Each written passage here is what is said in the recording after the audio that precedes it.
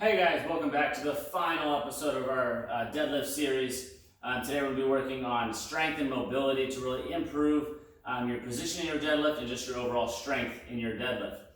First we'll kind of touch on strength, a few exercises that I'll recommend, and then just kind of what I do normally. But the biggest thing you can do for your deadlift, especially if you're just general fitness, is just make it variable, right? So you can do single leg, you can do kettlebells, deadlifts, suitcase deadlifts, which are some of my favorites for building your core strength and just trunk strength overall. If you feel like your trunk strength isn't there or that you're rounding because of that. So those are kind of the main things that I like to do is variability. Obviously, if you're a power lifter, that's your sport. You're gonna have to be a little more specific with it, but you can add a few accessories in there as well. But variability is huge, and it's huge for one, building strength, two, kind of maintaining healthy joints because you're not doing the same thing repeatedly. It decreases overall stress on the body, and then just makes you be able to lift longer and healthier because you're making it variable, right? We're meant to be variable, we're meant to move, we're not really meant to do the same things repeatedly over and over and over and over again. So those are kind of a few general recommendations that I make. One of the accessories that I like the most for the deadlift is the hip thruster, and that's for a few reasons. One, it works basically isolated, really glute strength. You can really add up the weight to get pretty heavy, and the deadlift is primarily a hip hinge exercise, which is a posterior chain, which the glutes are part of that. And the second portion is it really resembles your lockout portion of the lift. Obviously with the deadlift you're pushing the weight, and the deadlift you're pulling the weight up. You can argue for the deadlift, you're really just pushing the ground away as well. But it's really good for the lockout portion of the lift. So if you're weakest in the lockout portion of the lift, definitely do hip thrusters, and you'll notice that will increase dramatically. If your weakest portion of the deadlift is the lift off the ground, you might not notice as much as an improvement, but it's definitely something to try. If you're just general fitness, pick a weight, kind of work up as you go. Start with maybe around 10 to 15 reps, really get the form down. If you're more an advanced lifter using the deadlift for competition, you're probably really going to want to start getting heavy with the hip thruster. And you may notice that at first you can't go heavy because you're not used to the lift, but definitely give it a try. So we'll go over a few key points right now.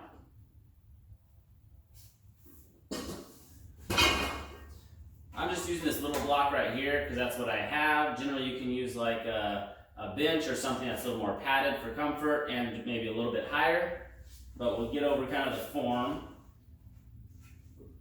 So we want to set up with our shoulder blades on the box. Nothing really much farther, so you want to make sure your shoulder blades are on the box. If you're using heavier weights, ideally they have pads that go across the bar now. Specifically for this movement. You can also use like a balance pad or something like that just to kind of increase or decrease the weight on the hip area. We're going to bring our legs back. Ideally when we're up in the full position, we want our shins at 90 degrees. It's kind of hard to tell when you first start unless you've done it a while where to put your feet. You're going to hold the bar kind of with some tension, so that'll also decrease some of the weight on the hips as well. We're going to kind of do like a chin tuck motion, so we don't want our head back. It'll be kind of a flex and down position. And we're going to thrust all the way up until our hips are at 90 degrees, or sorry, 0 degrees. We want our tibias or our shins straight forward if we can, vertical. And I like to do a little hold right at the top, really work on that glute strength. So that's one of my favorite accessory ones for the deadlift specifically. It works a lot great for some people not as much, so it really just depends on you. Next thing we'll kind of cover is some mobility things. So if you can't get into the proper position for the deadlift, try these out. We'll kind of start with the one or two easier ones, and then kind of do a little bit more advanced exercises that I personally like to do. So the first couple are maybe more for your conventional deadlift. So that's going to be working more on the hamstrings. This is a very basic exercise, but I really like it. So you just take your arm, pull your hip back as far as we can. Obviously, we don't want any pain in the front of the hip. And then from here, we're going to actively try to extend. You'll feel kind of stretching in the hamstring area, and then down. Holding for about 5 seconds each time is what I like to do, and then down. This is something you can do about 10 to 15 times on each side. You can do a few sets of it, work it kind of into a circuit. If you find that you're getting more pain in through or tension in through here, or maybe right behind the knee, that's usually a little bit more of a nerve rather than your hamstring. So what you can do is you can plantar flex your foot that way, and that'll kind of decrease that neural tension as well.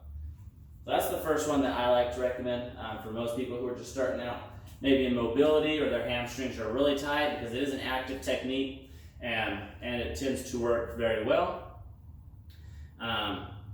A few more we'll get into, and then we'll work on a little bit of some eccentric loading that I like to do. The first one is going to be just a lift off. So we're going to bring one leg as close to we can as the other, hold on to it tight, point the toe, and then try to lift off as high as we can, just like that. Ideally, what we'll be doing is we'll have an object. So say we'll use this. We'll bring the foot onto it there, same position, and then we'll lift off there. So that becomes much harder because now we have a target. You may notice some cramping, but this is what you're going to be doing to actively strengthen in certain positions. It's really going to be long-lasting results. So these are some things that you'd want to do there. Another one of my favorite exercises, we'll just grab a tennis ball for.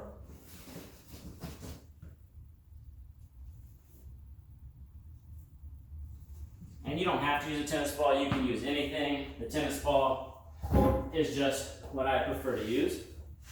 But we're going to place the tennis ball here if you have pretty good mobility. If not, you can bring it a little farther down. Essentially what we're going to be doing is sitting it nice and tall. You're going to pin it against you, trying to hold it there so the ball does not move, and then actively kick up as straight as we can. What we don't want is as we kick up, the knee comes away and we start to come down. So if that happens, put it a little bit lower, same thing, pin it there, and then kick up. Try not to change the motion of your back at all. So whatever motion you start with, whether it be here, super up tall, try to keep that motion the whole time. So that's a great one. Once again, guys, these are all active techniques, right? You're using your quads and other muscles to actively strengthen your hamstrings, which helps you get more long-lasting results. The last one I like to do is more of an eccentric movement, but it's just great for progressing strength and mobility as well. It's just your single leg RDL. So nice and slow,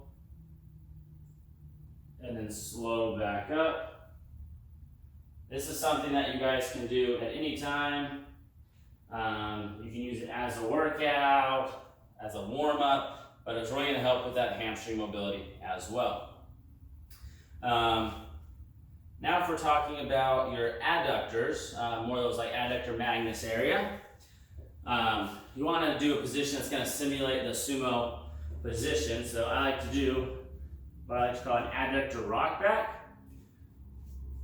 Foot goes straight out to the side, foot planted, back straight the whole time, and we're going to be moving back.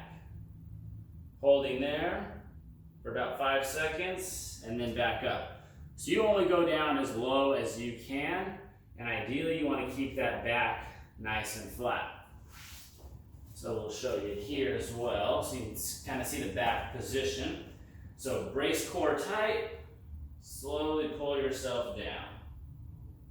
You should be feeling a stretch in the adductor area.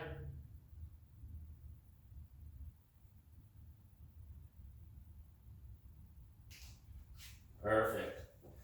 So that's a great one that I like to kind of start with. There are some other ones that you can do as well. One is just a frog position. And I like to do these as pails and rails. I'll explain that in just a second. So you'll get down into that position until you kind of feel a stretch. So for the PAILS and rails system, you're going to sit in just this passive stretch for about 2 minutes. If you can't tolerate that, 1 minute is perfectly fine, but shoot for 2 minutes, and that's what we're going to be sitting here for. I'll kind of speed it up, but the PAILS contraction is actively trying to bring your legs together. So you should be squeezing into the ground. You're going to ramp up. So we're going to start ramping up from about 0%, building to that your safest guys, max contraction, and we're going to hold that for about another 10 seconds. You guys should be shaking if you're really putting in the effort.